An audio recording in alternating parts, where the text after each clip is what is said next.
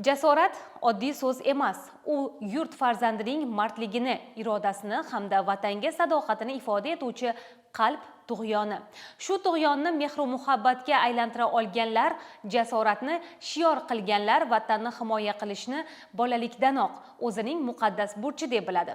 Davlatimiz rahbari tashabbusi bilan ana shunday ruhda ulg'ayayotgan yoshlarni yurt himoyasiga munosib tayyorlash maqsadida viloyatimizning 16 ta hududida jasorat maktablari tashkil etilgan. Bobur shahrida yosh vatanparvarlarning va'da berish marosimi bo'lib o'tdi.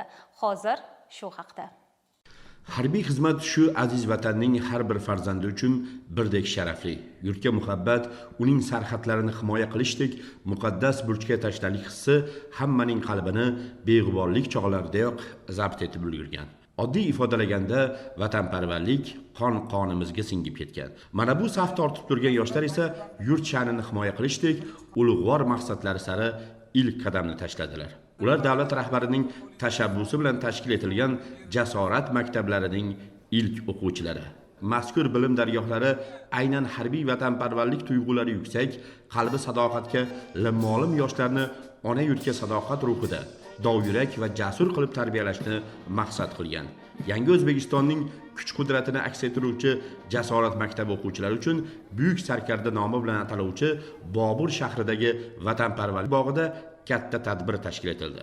Viloyatdagi 16 ta maktabda tahsil olayotgan yoshlar buyuk ajdodimizga xos tarzda vatanni ko'z qorachig'idek asrash uchun yuksak bilimli hamda har tomonlama barkamol bo'lishga tantanali va'da berdilar. Vatanim tarixi, ajdodlari, urf-odatlarini bilishga, o'qishni a'lo baholarga tamomlab, kelajakda ona vatanimga, xalqimga va prezidentimga mard farzand bo'lishga va'da beraman. Prezidentimizning tashabbusi bilan 2025-26 o'quv yilidan boshlab respublikamiz bo'ylab har bir shahar tumanida bittadan jasorat maktablari tashkil etildi. Xususan bizni Andijon viloyatimizda ham har bir shahar tumanida bittadan jasorat maktablari bo'lib, 16 ta jasorat maktablari tanlab olindi.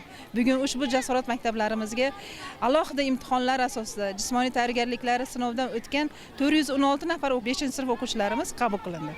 Mana bugun o'sha 5-sinf o'quvchilarimizni tantanali va'da berish marosimida turibmiz. Bundan buyon har yili ushbu jasorat maktablarimizda 5-sinfga vatanparvarlik ruhida tarbiyalanadigan o'quvchilarimiz qabul qilinadi. Milliy gvardiya, Mudofaa boshqarmasi, Ichki ishlar boshqarmasi hamda favqulodda vaziyatlar boshqarmasi alohida biriktirilib, ular bilan birgalikda o'quvchi yoshlarimizni vatanparvarlik ruhida, vatanga sadoqat ruhida tarbiyalash uchun hamkorlikda ishlar olib borilyapti. Tadbirda Sharqiy harbiy okrug qo'shinlari qo'mondoni general-mayorning ishtirok etib, tantanali va'da bergan yoshlarga sovg'a ulashishi ularga o'zgacha shijoat bag'ishladi.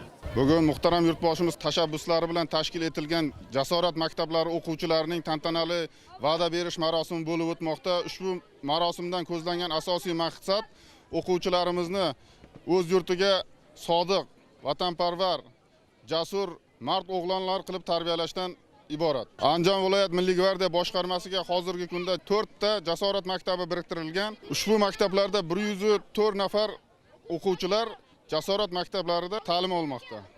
Qo'mondon va viloyat hokimi o'rinbosari endigina 11 yoshni qarshilagan o'g'il qizlarning qadam tashlashlaridagi shaxtamlikni, ko'zidagi jangovar cho'g'ini e'tibordan chetda qoldirishmadi. Ular o'quvchi yoshlarga tilak bildirish jarayonida bu jihatga alohida to'xtalib, kelajakda yurtimiz ravnaqiga munosib hissa qo'shadigan yetuk ofitserlar bo'lishiga ishonch bildirdilar. Bu esa farzandini jasorat maktabiga bergan ota-onalarni yanada to'lqinlantirib yubordi.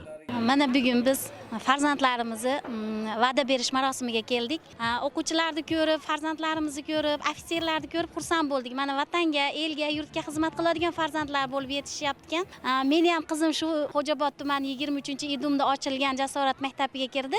Jasorat maktabi bularga qat'iyatlikni o'rgatar ekan, hurmatni o'rgatar ekan, vatanga muhabbatni o'rgatar ekan, tinch osoyishta yurtda qanday yashashlikni o'rgatar ekan, boshqa yurtlarni ko'rib solishtirishni o'rgatar ekan. Kelajakda rahmatlar beradigan farzand bo'lishiga ishonamiz.